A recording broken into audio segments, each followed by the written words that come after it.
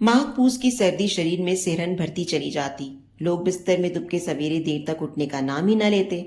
किंतु वह ना जाने किस मिट्टी की बनी हुई थी जो इस जाड़े में सुबह सुबह ऐसी सुनसान जगह में चली आती।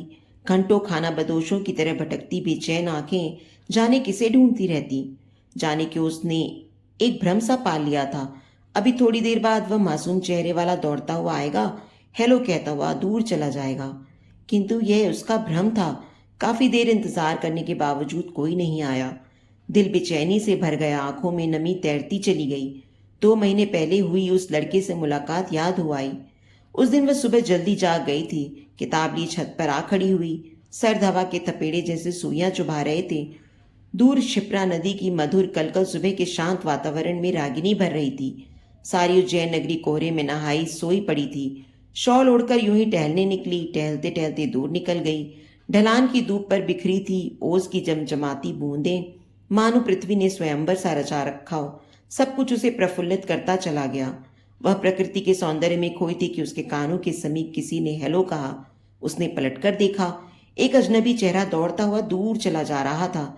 एक बार उसने फिर पलटकर मुस्कुराकर देखा, फिर दौड़ता हुआ धुंध में ओझल हो गया।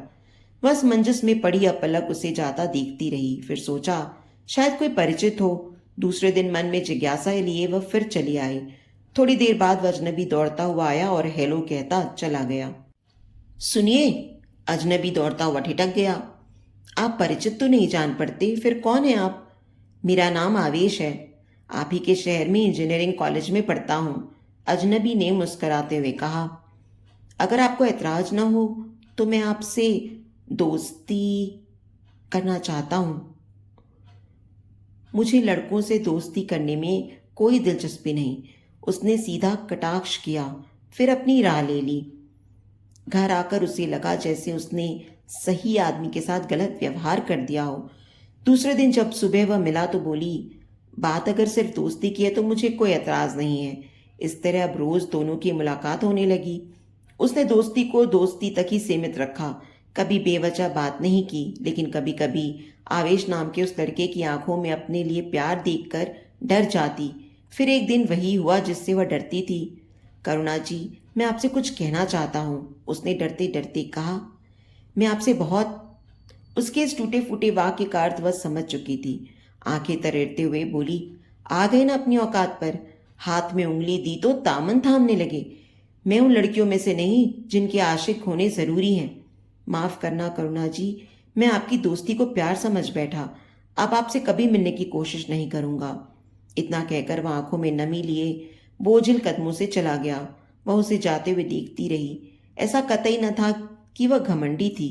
वह तो किताबों की दुनिया में खोई रहने वाली सीधी सादी सिद्धांतवादी लड़की थी। हर वक्त आंखों में मोटा सा चश्मा लगा रहता।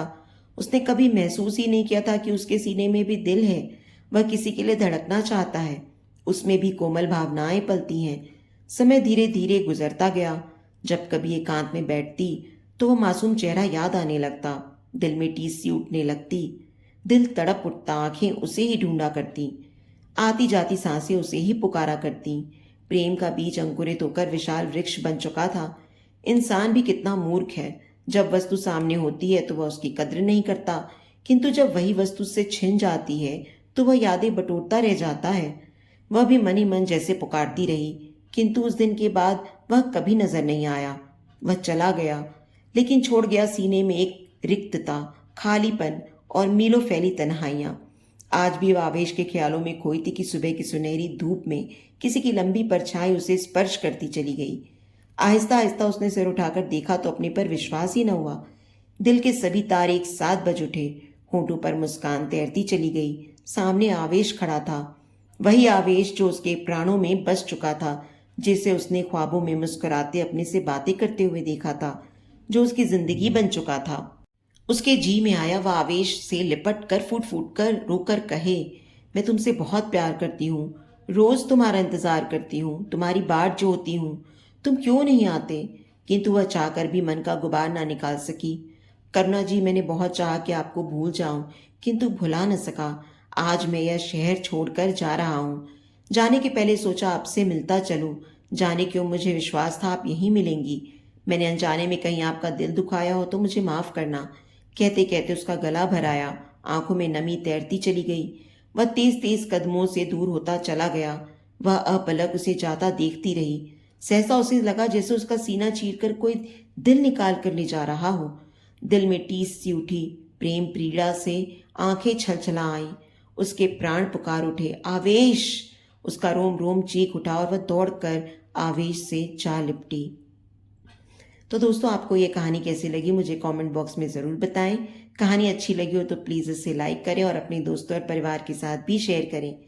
आगे भी इसी तरह और अच्छी कहानियाँ सुनने के लिए मेरे चैनल को सब्सक्राइब करें और नोटिफिकेशन बेल को भी ज़रूर दबाएं। धन्यवाद।